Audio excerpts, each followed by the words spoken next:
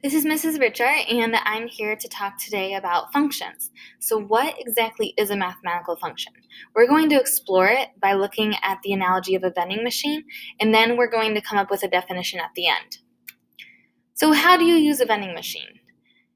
There is a video here, but the big key piece that we need to understand is you first need to decide what you want, what snack you want. You enter a code, and then out comes your snack. So if you want the Lay's chips, you need to enter the code that gives you the Lay's chip, and then put your money in, and then your snack will come out. In our vending machine, I have zoomed in, and I recreated this vending machine so it looks like this. And as you can see, the codes are listed below each snack. So what do you need to do to get an apple from the vending machine? If you look at the vending machine, you can see that the code C5 gives us an apple. How can you get a Reese's from the vending machine? If you look carefully, there's two different ways to get a Reese's.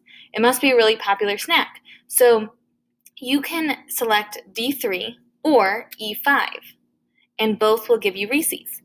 They probably fill two slots because everybody wants Reese's. D3 or E5 will give you Reese's. You and your friend both want Cheetos. Your friend enters A6 and got Cheetos.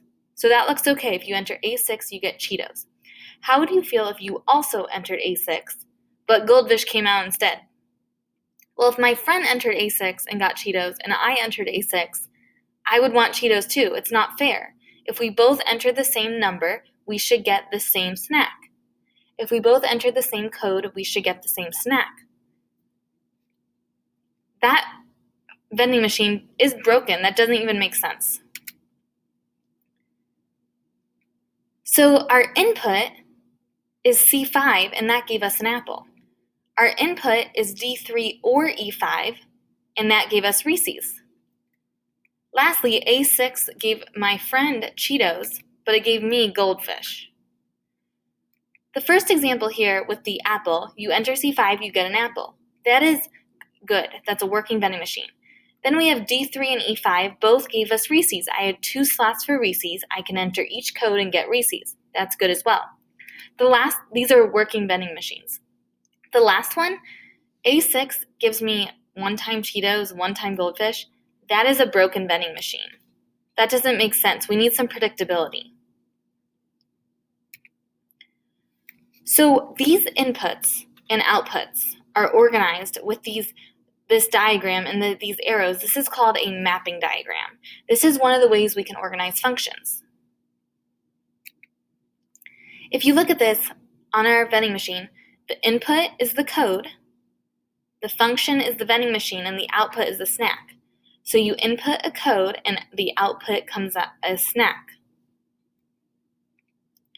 If we take a look at a couple more numerical examples, 0 goes to 6, 1 goes to 8, 2 goes to 10, and 3 goes to something. If I input a 3, can you predict the output? So if you notice, on the left side, I'm going up by 1s. On the right side, the output, I'm going up by 2s. Not all functions have patterns, but this one happens to. So if we add 2 every single time, we have 6, 8, 10, and this is a 12. This example is like the apple situation. You put in a code and out comes a snack. This is a working function or a working vending machine. In another example, -1 gives us 0, 1/2 gives us 2, 5 also gives us 2, and 12 gives us 7. In this situation, 1/2 and 5 both gave us 2. It doesn't appear to be a pattern here, and so that's okay. It could still be a function. 1/2 and 5 both give us 2. Do you think it's okay if two different numbers give us an output of 2? So think about that for a moment. Here's the function or not one more time. This example is like the Reese's situation. Both codes gave us Reese's. Both numbers gave us 2. This is allowed. It's a working function. -3 gives us 8. 3 gives us 16. If I enter 3 again, what number should it give us? Well, if I enter 3 and got 16, if I enter 3 again, I should get 16. Let's see what happens. I got 100. Okay, that's a problem. This example is like the Cheetos and Goldfish situation. I entered one code and got Cheetos, and I entered the same code and got Goldfish. If I enter 3 and get 16 one time, 100 the next, that doesn't make sense. That's a broken function. Our conclusion is that 2 inputs can give you the same output. 2 different codes can give us Reese's, but 1 input cannot give you 2 different outputs. 1 code cannot give us 2 different snacks.